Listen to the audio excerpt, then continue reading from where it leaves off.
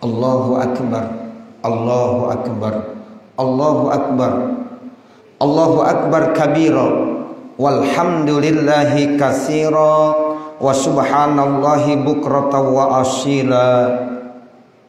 Alhamdulillahilladzi ja'ala hadzal yawma 'idan lil mu'minin wa sa'idan lil muttaqin wa asbatahu fursatan hasanatan lil qadirin wa ajzalal ajra was sawaba lil mu'addinal mukhlisin. Asyhadu an la ilaha illallah wahdahu la syarikalah syahadatan tunji qailaha min azabil jahim wa adkhalahu fi jannatin na'im.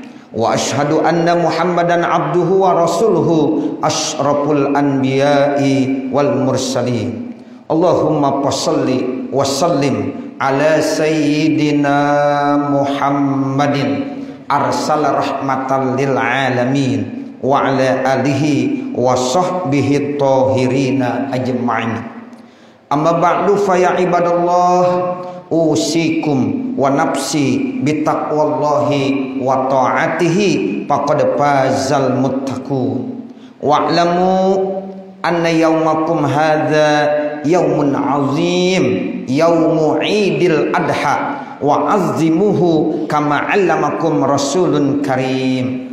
Qala Allah ta'ala, ya ayyuhalladzina amanu taqullaha haqqa tuqatih wa la tamutunna illa wa antum muslimun. Allahu akbar, Allahu akbar, Allahu akbar, walillahil hamd. Ma'asyiral muslimin wal muslimat, azzakumullah. Segenap kaum muslimin dan muslimat jamaah salat Idul Adha Masjid Jami'at Thahiri yang dimuliakan Allah Subhanahu wa taala.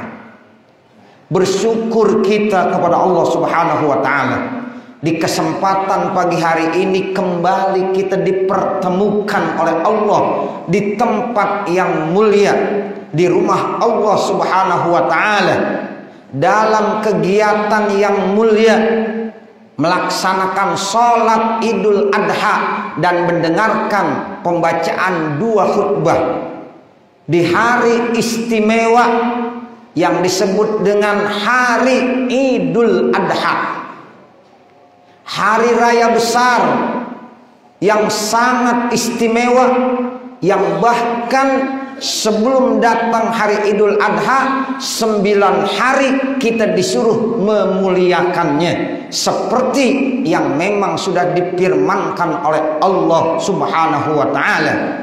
A'udzubillahi minasyaitonir rajim. Bismillahirrahmanirrahim. Wal fajri walayalin ashr. Jadi Allah Subhanahu wa taala berfirman sekaligus bersumpah, wal fajri, demi waktu fajar. Para ulama-ulama tafsir, baik dalam tafsir Imam Qurtubi, tafsir Imam Ibnu Katsir, dijelaskan bahwa yang dimaksud wal fajri, demi waktu fajar, itu tidak lain adalah demi waktu subuh. Subuh itu ada tanggal 10 daripada bulan Zulhijjah, tepatnya hari ini. Jadi saat ini adalah waktu yang sangat mulia. Kemudian kata Allah, walayalin ashr, dan 10 malam yang pertama, dari mulai tanggal 1 sampai tanggal 9. Makanya kita disunnahkan untuk menyambut Idul Adha 9 hari untuk banyak-banyak beramal solih, yang memang dalam hadis sahih tidak ada amalan-amalan yang paling dicintai oleh Allah Subhanahu wa taala berupa amal solih, kecuali amal solih tersebut dikerjakan di 10 hari yang pertama, di 10 malam yang pertama di bulan Zulhijjah. Makanya Bapak, Ibu, Saudara, hadirin, hadirat yang dimuliakan Allah, maka kita dianjurkan amal soleh. Ada yang berpuasa, di antaranya kita puasa tanggal 8 yang disebut dengan hari Tarwiyah.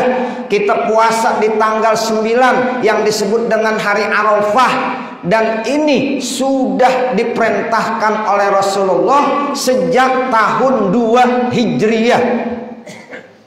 Jadi sebelum diperintahkan haji itu puasa Tarwiyah dan puasa Arafah sudah diperintahkan, karena lebih dulu kalau haji Nabi Muhammad melaksanakannya tahun 10 daripada Hijriah. Artinya itu Nabi setelah melaksanakan haji langsung Nabi tahun itu juga meninggal dunia, makanya disebut dengan haji wada.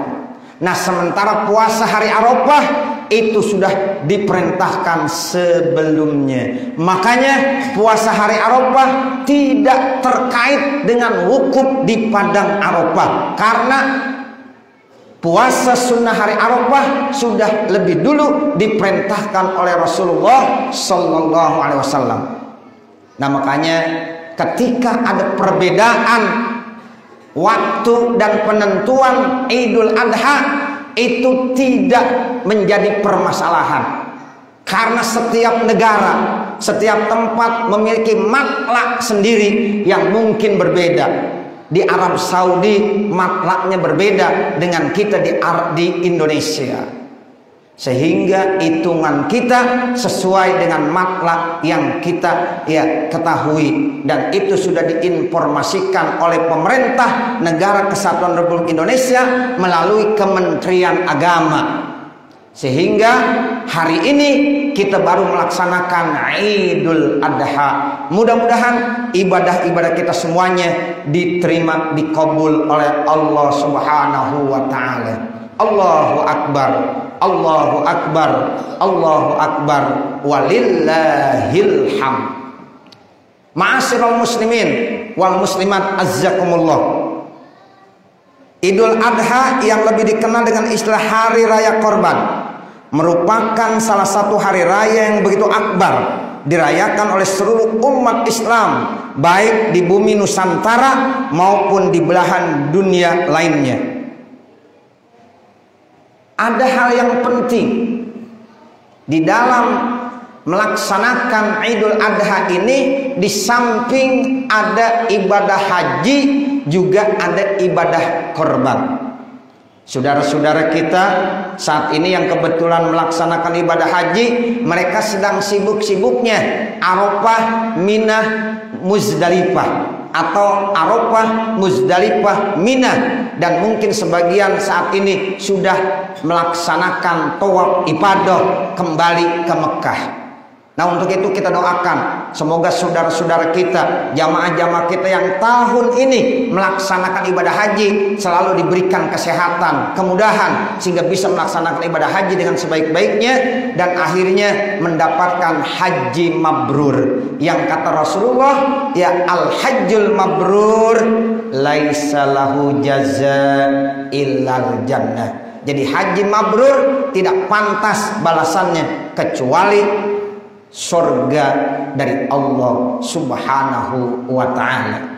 Kemudian yang kedua yaitu terlaksananya ibadah korban, yang memang ini sudah dicontohkan oleh Nabi Allah Ibrahim alaihissalam dan putranya Nabi Allah Ismail alaihissalam. Singkatnya kita sudah paham semuanya terkait tentang sejarah berkorban Nabi Allah Ibrahim dengan Nabi Allah Ismail. Ternyata Bapak Ibu Saudara yang perlu kita ketahui bahwa Nabi Ibrahim itu termasuk salah satu nabi yang diberikan kekayaan oleh Allah Subhanahu wa taala.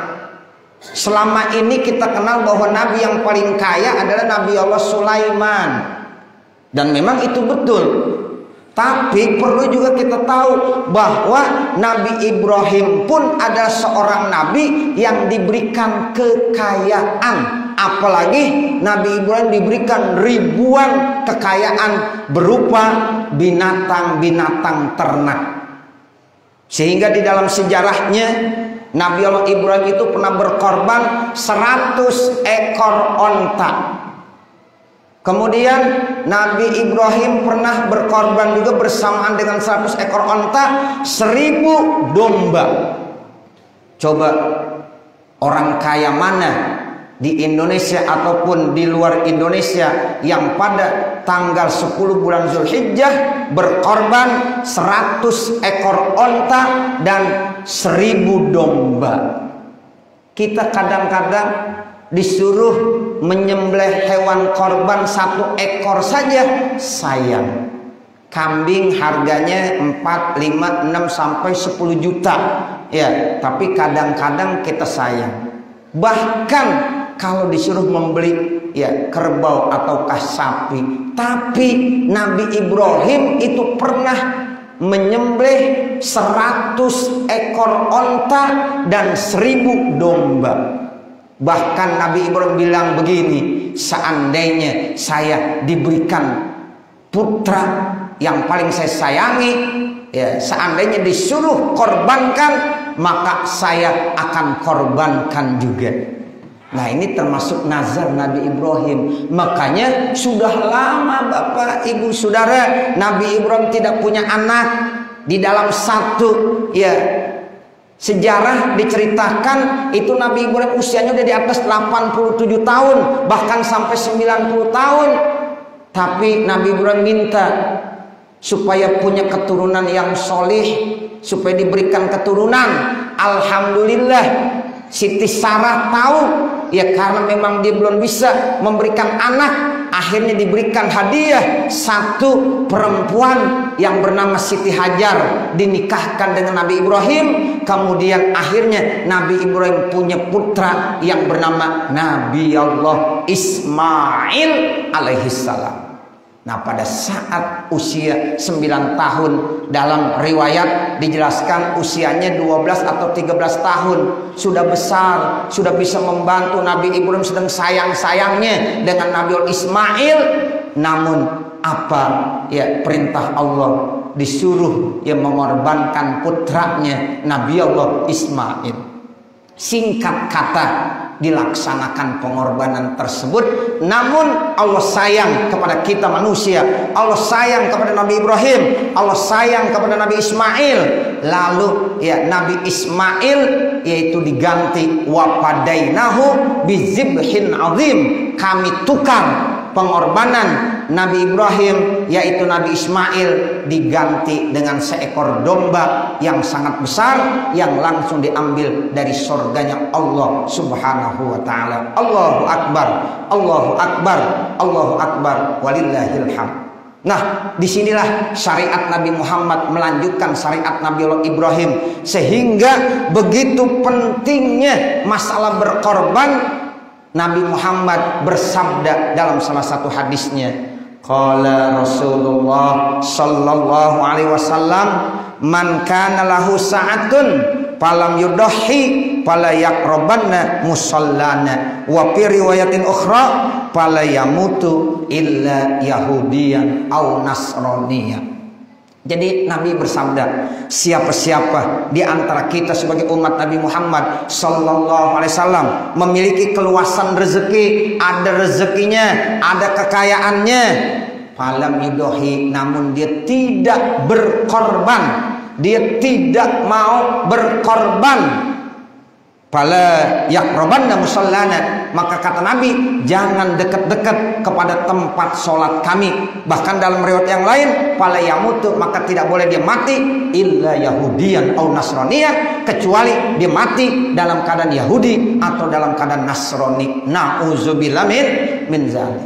Makanya Imam Syafi'i, mazhab kita yang kita anut, bahwa berkorban itu hukumnya sunnah muakkadah alal kifayah. Begitu kalau kita baca di beberapa literatur kita fikih.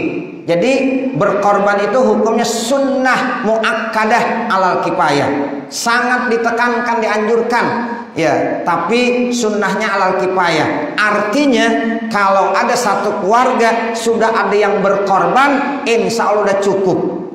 Satu keluarga ada 10 orang, yang berkorban satu, itu namanya sudah ya sunnah muakkadah alal kifayah, cukup sebenarnya. Walaupun kalau seandainya ada keluasan rezekinya, setiap keluarga ada 10-10-10-nya berkorban, ada 5-5-5-nya berkorban. Namun kalau udah satu keluarga saja berkorban sudah cukup, tidak ada tuntutan. Itu menurut mazhab Imam Syafi'i yang kita anut. Nah ini alhamdulillah para jamaah begitu antusias memberikan ya kepercayaannya kepada panitia korban Masjid Jami At-Thahiri yang saat ini tadi sudah disampaikan informasinya. Alhamdulillah ada 11 ekor sapi dan kerbau dan ada 40 ekor domba atau kambing. Ini insya Allah nanti sekitar pukul 8 akan dilaksanakan penyembelihan hewan korban, dan insya Allah akan dibagikan kepada orang-orang yang berhak menerimanya. Siapa yang berhak menerimanya? Orang kaya menerima, orang fakir, orang miskin menerima, dan orang-orang yang berkorban pun berhak menerima. Dan insya Allah dari 1.200 kupon mudah-mudahan akan merata semuanya diberikan kepada kita.